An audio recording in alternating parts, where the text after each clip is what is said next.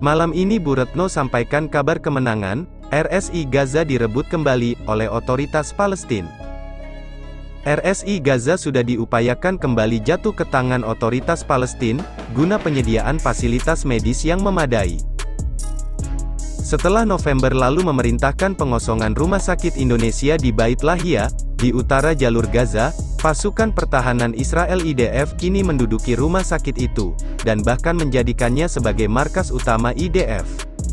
Sarbini Abdul Murad, Ketua Presidium Medical Emergency Rescue Committee, MERC, mengungkapkan hal itu dalam konferensi pers Rabu sore pasukan Israel.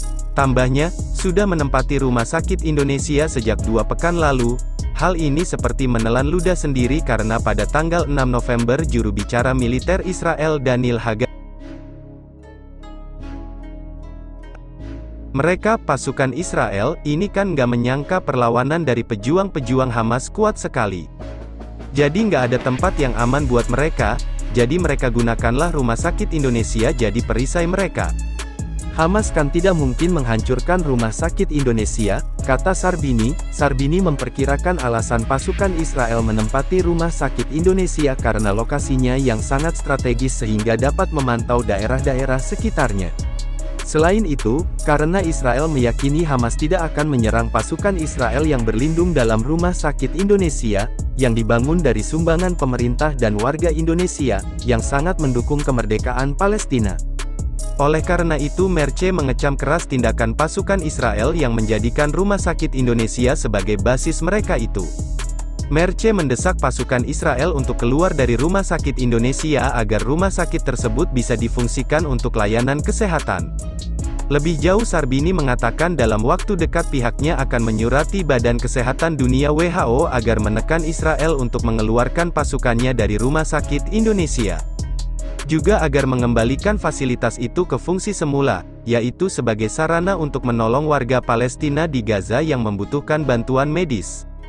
MERC juga mendesak agar Israel mengizinkan kembalinya tenaga-tenaga medis untuk bekerja di rumah sakit itu, makanya kita minta WHO menginvestigasi, artinya janganlah seperti itu tempat ini, rumah sakit, di posisi netra, tidak boleh diapa-apain, ungkap Sarbini, seraya mendesak Badan Dunia itu untuk mengirim tim independen guna menyelidiki potensi kejahatan terhadap kemanusiaan yang dilakukan Israel di berbagai fasilitas kesehatan, termasuk Rumah Sakit Indonesia.